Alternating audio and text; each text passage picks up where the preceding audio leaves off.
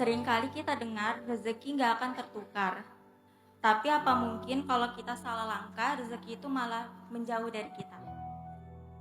Kalau kejadian, peristiwa, jodoh, rezeki tetap. Jadi gimana pun kita salah langkah, ya dapatnya segitu.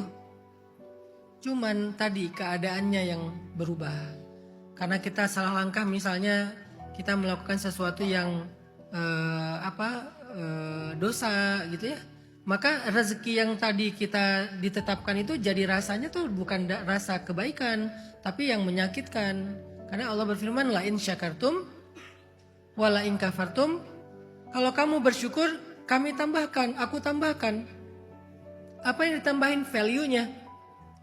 Tapi kalau kamu kufur, arti kufur ini ya nggak bersyukur atau melakukan dengan cara yang haram. Kalau kamu kufur, inna adzabi lasyadid, tidak akan aku kurangi. Harusnya kan kalau kamu bersyukur aku tambahkan, kalau kamu kufur aku kurangin, kan gitu ya? Nggak dikurangin sama Allah. Kenapa? Karena udah tetap, nggak akan dirubah.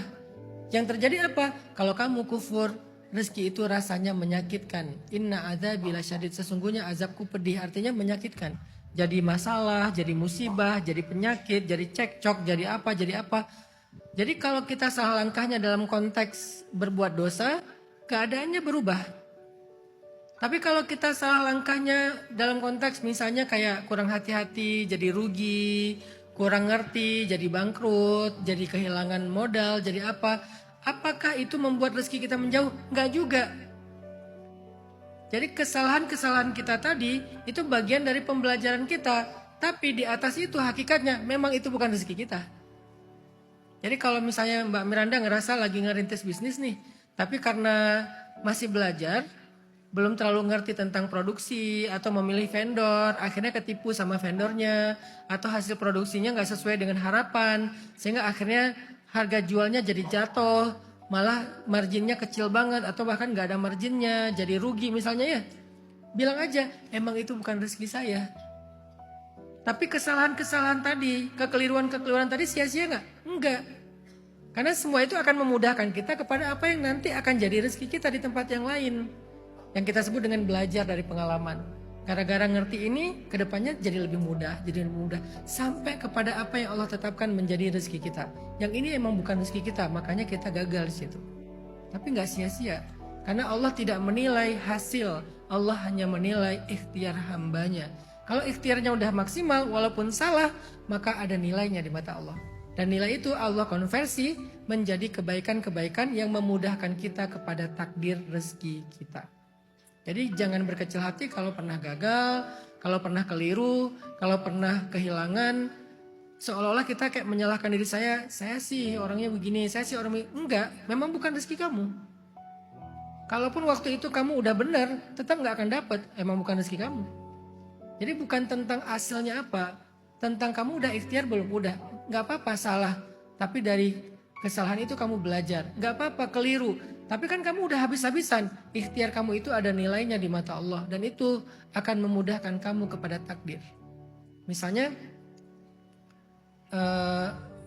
Mbak Miranda mau bisnis hijab, tapi rezekinya bisnis apa ya kira-kira? Kuliner misalnya. Atau dibalik deh, mau bisnis kuliner, rezekinya bisnis hijab. Kan nggak tahu awalnya tentang kuliner, ya udah coba-coba jualan kue, jualan apa, jualan cookies, jualan apa. Pas produksi ternyata salah vendor, salah cara, hasilnya nggak bagus dan segala macam. Pas nyetak stiker untuk labelnya, ternyata stikernya tuh gampang kena air, copot, atau dia mungkin tintanya itu luntur, bla bla bla. Ada aja kan masalah teknis kan. Akhirnya bisnisnya tuh rugi di jualan di kuliner. Apakah ikhtiar Mbak Miranda itu sia-sia? Enggak. Dengan ikhtiar Mbak Miranda yang udah habis-habisan 1 tahun di bisnis kuliner dan rugi ini, ikhtiar itu akan memudahkan Mbak Miranda menjadi pengusaha hijab. Jadi nanti ketika Mbak Miranda mau bisnis hijab sebagai takdir Mbak Miranda, nggak perlu mulai dari nol lagi, mulainya itu dari di depan. Karena yang sebagian itu udah di konversi dari kegagalan yang sebelumnya. Jadi startnya itu nggak dari 0 sampai 10, nggak. Mungkin dari 3, mungkin dari 5. Poinnya apa? Nggak ada yang sia-sia. Ikhtiar kita tuh nggak ada yang sia-sia, walaupun gagal sebelumnya, tapi nggak akan sia-sia. Katakan saja, memang takdirnya bukan rezeki saya di kuliner.